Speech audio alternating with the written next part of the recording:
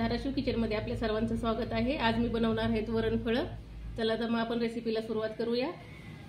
वरणफळासाठी साहित्य बघूया। थोडंसं पीठ मळून घेतलंय मी। पीठ या पद्धतीने मळायचं, जास्त पातळ पण नाही जास्त घट्ट पण नाही, या पद्धतीने पीठ मळायचं। टोमॅटो घेतलेले आहेत एक कापून, कढीपत्ता, कोथिंबीर, हळद, जिरी मोहरी, लसूण आणि पावशर मुगाची डाळ घेतलेली आहे।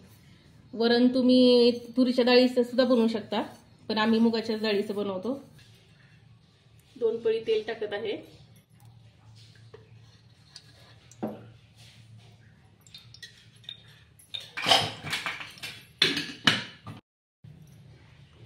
तेल गरम झालेलं आहे, मी टाकते जिरी मोहरी,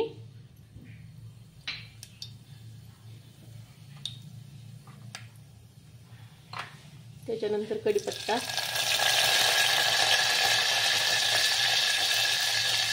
लसूण,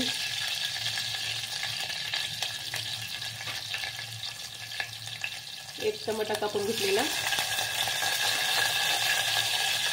हळद,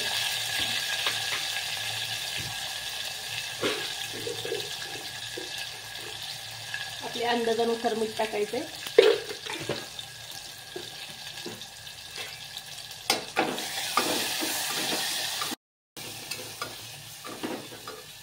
मी डायरेक्ट फोडणी देत आहे।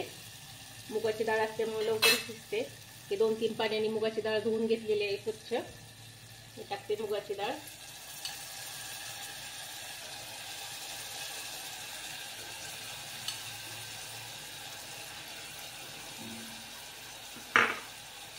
बारीक चिरलेली कोथिंबीर, चांगलं मिक्स करून घेऊया।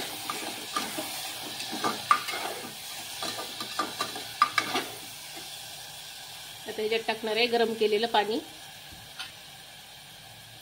गरम पाणी केलेलं आहे अर्धा तांबे, ते टाकत आहे।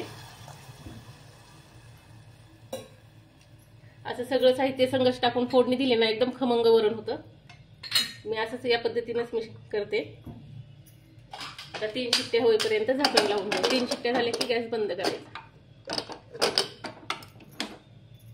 डाळ शिजेपर्यंत आपण वरणफळं तयार करून घेऊया।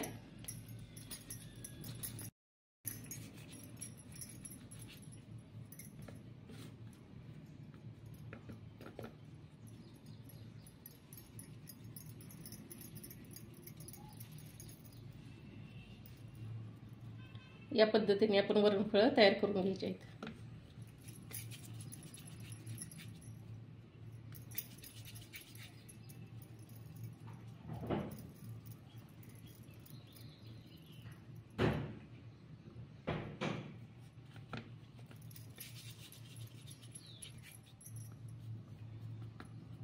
आता सगळे वरणफळं आपण या पद्धतीने तयार करून घेऊयात। हे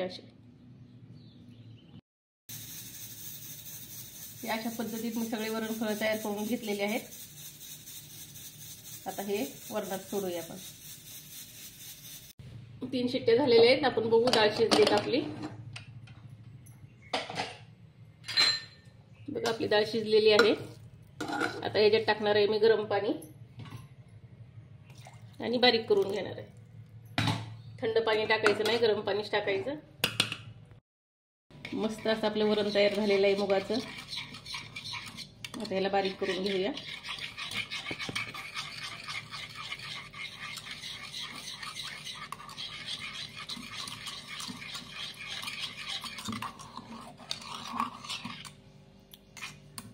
आता गॅसवर ठेवते पातेलं। आता हे शिजवलेलं वरण मी पातेल्यामध्ये टाकते।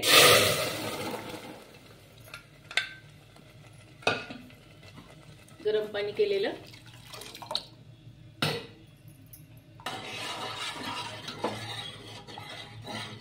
आता वरणाला उकळी आली की आपण ह्याच्यात वरणफळं टाकणार आहोत।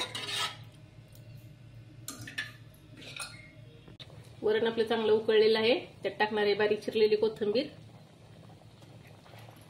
आणि आपण तयार केलेले वरणफळं। या पद्धतीने आपण सगळे वरणफळं टाकून घेणार आहोत।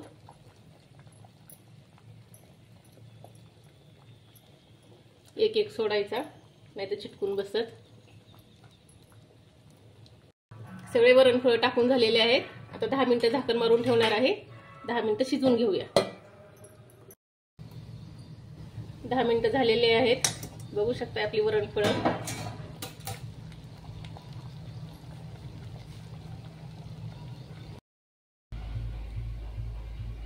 तयार झालेली आहेत. आपली मस्त अशी वरणफळं बघू शकताय तुम्ही. मस्त कलर वगैरे आलेला आहे.